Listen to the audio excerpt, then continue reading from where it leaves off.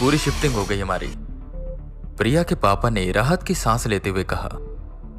वो एक private company में काम करते थे और पिछले महीने ही उनका प्रमोशन हुआ था और उसी प्रमोशन के साथ हो गया था उनका ट्रांसफर। तो वो जल्द से जल्द अपने छोटे परिवार, जिसमें उनकी बेटी प्रिया, उनका छोटा बेटा नमन और अपनी पत्नी आराध्या के साथ दिल्ली आ गए। उन्होंने दिल्ली के ही छतरपुर में एक घर खरीद लिया, जो कि उस समय काफी कम दामों में मिल रहा था। घर देखने में ज्यादा बड़ा तो नहीं था, पर घर की कंडीशन काफी सही थी। जिस मोहल्ले में उन्होंने घर लिया था, वहां का माहौल सुनसान सा था। आसपास जितने भी घर थे, उनमें से आधे घर खाली थे। शायद इसी वजह से इस घर का दाम कम होगा, प्रिया के पापा ने सोचा। खैर, सारी शिफ्टिंग करने के बाद वो सब आराम से बैठ गए। जहां प्रिया का छोटा भाई नमन बाहर बने छोटे से बगीचे में खेल रहा था। उनके घर के उस बगीचे में एक गूलर का पेड़ भी था, जो कि काफी बड़ा था। गर्मियों का समय था, तो शाम को सभी उसी गूलर के पेड़ के नीचे बैठे हुए थे। तभी प्रिया ने एक शख्स को देखा, जो उनके गेट के पास खड़ा था और वो कभी उनके घर की तरफ देखता तो कभी उनकी तरफ। प्रिया ने यह बात अपने पापा को बताई। उन्होंने उस आदमी से पूछा, कौन हो आप? तो शख्स बोलता है, जी मैं राम गोपाल, यहीं बगल में रहता हूँ आपके। आज यहाँ चहल पहल देखी तो बस देखने आ गया। उसकी आवाज में एक डर सा था। आइए अंदर आइए, प्रिया के पापा ने कहा, जिस पर राम गोपाल कुछ हिचकिचाते हैं और बाद में कभी आऊंगा कहकर चले जाते हैं। ये बात उन सबको अजीब लगती है। खैर, रात हो जाती है। वो सब सोने के लिए चले जाते हैं। प्रिया अपने छोटे भाई के साथ सो रही थी। उसका कमरा बिल्कुल उस कूलर के पेड़ के सामने था और खिड़की से उस पेड़ की बड़ी बड़ी शाखाएं दिखाई देती थी। प्रिया को एक आवाज आई। उसने आंख खोलकर यहां वहां देखा तो वहां कोई नहीं था कि तभी उसकी नजर खिड़की पर पड़ी और जो उसने देखा उसे देखकर वो जोर से चीख पड़ी। उसने उस कूलर के पेड़ की एक शाखा पर सफेद लिबास में एक औरत को देखा, जो कि एकटक उसी की तरफ देख रही थी और उस औरत की गोद में एक बच्चा भी था। प्रिया की चीख सुनकर उसके मम्मी पापा आ गए और प्रिया ने उन्हें ये सारी बात बताई। वो काफी डरी हुई थी, पर जब सबने वहां देखा तो वहां बस एक सफेद रंग का कोई कपड़ा लटक रहा था, जो शायद प्रिया के पापा की शर्ट थी। ये देख नमन जोर जोर से हंसने लगा। दीदी, आप तो एक कपड़े से डर गए। प्रिया ने गौर से देखा तो वो उसके पापा की शर्ट ही थी, पर वो मन ही मन ये सोच रही थी कि उसने सच में वहां एक औरत को देखा था, जिसकी गोद में एक बच्चा भी था। पर अब वो क्या कह सकती थी। उसके पापा ने खिड़की का पर्दा लगा दिया और उसे सोने को कहा, पर वो पूरी रात सो नहीं पाई। उसके दिमाग में उस औरत की छवि बार बार बन रही थी, उसका उसे ये घूरना और उसकी गोद में वो बच्चा। ये सच में कोई भ्रम था या वहां सच में कोई था? यही सोचते सोचते कब उसकी आंख लग गई, उसे पता ही न चला। अगले दिन संडे था, तो सब आराम से उठे। नमन वहीं गूलर के पेड़ के नीचे खेल रहा था और प्रिया बैठी बस उस शाखा की ओर देख रही थी, जहां ना तो कोई औरत थी और ना ही कोई सफेद कपड़ा। प्रिया ने अपने मन को समझाया, शायद जो मैंने कल देखा वो मेरा भ्रम ही था, कि तभी नमन एक जगह खोदते खोदते जोर जोर से रोने लगा। प्रिया भागकर उसके पास आई और उससे पूछने लगी कि नमन, तुझे क्या हुआ?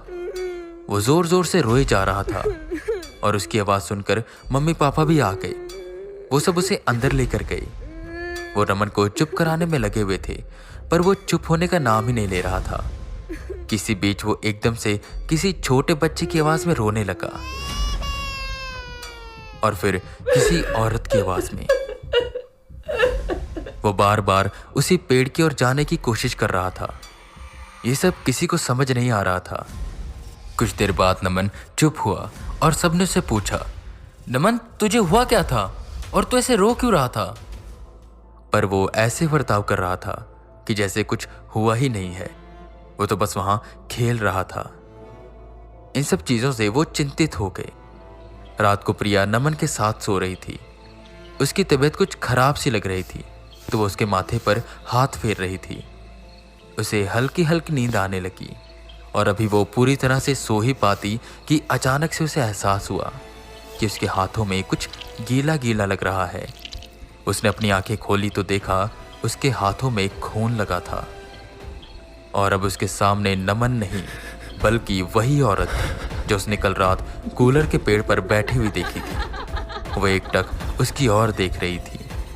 उसकी आंखों से पानी बह रहा था और उन दोनों के बीच में एक छोटा सा बच्चा था जिसकी आंखें पूरी लाल थी और वो रोए जा रहा था। ये सब देखकर प्रिया जोर से चिल्लाती है, जिससे नमन उठ जाता है और रोने लगता है। उसके मम्मी पापा भाग कर आते हैं। अब प्रिया रोते हुए यही कह रही थी कि यहाँ कुछ न कुछ है। उसने फिर से उस औरत को देखा और नमन भी अब फिर से रोते रोते कभी किसी बच्चे की तरह रोता तो कभी किसी औरत की तरह। प्रिया के मम्मी पापा को भी लगने लगा कि यहाँ सच में कुछ न कुछ है। उन्होंने ये फैसला किया कि अगले ही दिन वो किसी पंडित जी को बुलाएंगे, पर अभी के लिए वो सब साथ में सो गए। अगले दिन नमन को बहुत तेज बुखार हो गया। उसके पापा दवाई लेकर आए पर कोई सुधार नहीं हुआ। पंडित जी को उन्होंने बुला लिया था जो कि शाम को आए और घर में आते ही वो सीधा उस बगीचे में घूमने लगे और बार बार उस कूलर के पेड़ के चक्कर काटने लगे। उन्हें ये यकीन हो गया था कि यहाँ जो भी है उसका संबंध किसी न किसी तरह इस कूलर के पेड़ से है। ये सब होते हुए रामगोपाल जी देख रहे थे। वो काफी डरे हुए लग रहे थे। प्रिया के पापा ने उन्हें देखा और उन्हें ऐसा लगा कि जरूर रामगोपाल जी को कुछ न कुछ पता है। वो उनके पास गई और उन्हें लेकर अंदर आई। पहले तो वो बहुत हिचकिचा रहे थे, पर आखिर में प्रिया के पापा के इतने जिद करने पर वो अंदर आ गए। पंडित जी अभी भी उसी गोलर के पेड़ के पास घूम रहे थे और वो बोले, यहाँ कोई ना कोई अदृश्य शक्ति है, एक नहीं बल्कि दो, एक बड़े रूप में और एक छोटे रूप में। वो जरूर शीतल और उसकी 8 महीने की बेटी परी होगी। रामगोपाल जी को कुछ न कुछ तो पता था। प्रिया के पापा ने उन्हें जोर दिया और उनसे पूछा कि आखिर ये शीतल और उसकी बेटी परी कौन है और वो ऐसे हमें तंग क्यों कर रही है। जिस पर रामगोपाल जी बताते हैं शीतल और उसकी बेटी की कहानी। बहुत समय पहले यहाँ एक परिवार रहा करता था। उसी में बड़ा लड़का था मोहित, जिसकी शादी शीतल से हुई। वो जब नई नई घर में आई तो सब कुछ बिल्कुल ठीक था, पर धीरे धीरे मोहित की माँ उसे कहने लगी कि उसे एक पोता चाहिए। एक बार यूं ही शीतल ने हंसते हुए कहा, माँ जी मैं तो चाहती हूँ कि मुझे लड़की हो। जिस पर उसकी माँ गुस्से हो गई और उसे कहने लगी कि लड़का चाहिए लड़का, समझी, मुझे पोता चाहिए बस। इसके लिए वो उसे अलग अलग बाबाओं के पास लेकर गई, उसे प्रसाद खिलाए और बहुत सी जगह मन्नतें मांगी। शीतल जब पेट से हुई तो सब यही आस करने लगे कि उसे लड़का हो, पर नियति को कुछ और मंजूर था। शीतल और मोहित को एक फूल सी बेटी हुई जिसका नाम उन्होंने परी रखा। पर मोहित की माँ का बर्ताव तब से और बदल गया। वो उसे बात बात पर ताने देती, परी से प्यार से खेलती नहीं और उससे अलग बर्ताव करती, जैसे वो उनकी पोती है ही नहीं। और बात तो सही है, उन्हें तो बस एक पोता चाहिए था।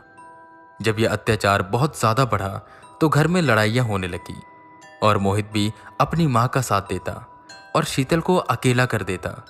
जब शीतल हार गई तो उसने यहीं आत्महत्या कर ली और साथ ही साथ उसने अपनी बेटी को भी मार दिया। बदनामी के डर से उसके ससुराल वालों ने शीतल को और उसकी 8 महीने की बेटी परी को इसी गुलर के पेड़ के नीचे दफना दिया। काफी महीनों तक वो झूठ बोलते रहे कि वो अपने मम्मी पापा के घर गई है, पर एक दिन शीतल के घर वाले पुलिस के साथ आए और आखिर में सच बाहर आ गया। सबको सजा मिली और ये घर खाली हो गया। उसके बाद जो भी यहाँ रहने आया उसे शीतल और उसकी बेटी दिखाई देने लगी। प्रिया की फैमिली से पहले यह 3 फैमिलीज और आ चुकी हैं, पर वो भी ज्यादा से ज्यादा बस हफ्ता टिकी हैं। ये सच जानने के बाद उनकी हिम्मत नहीं हुई कि वो सब वहां रुके। हालांकि राम गोपाल जी ने कहा कि पंडित जी से पूजा करवा लो, पर वो मान नहीं रहे थे। ये सब जानने के बाद वो उस घर में एक पल नहीं रुक सकते थे और उसी समय उन्होंने वो घर खाली कर दिया और वो घर पहले की तरह फिर से वीरान हो गया, जहां कोई रहता नहीं सिवाय शीतल और उसकी बेटी परी के, जिसकी आत्मा आज भी वहां भटकती है और उसी गूलर की पेड़ की शाख पर बैठकर सबको देखती है और इंतजार करती है कि कब कोई आए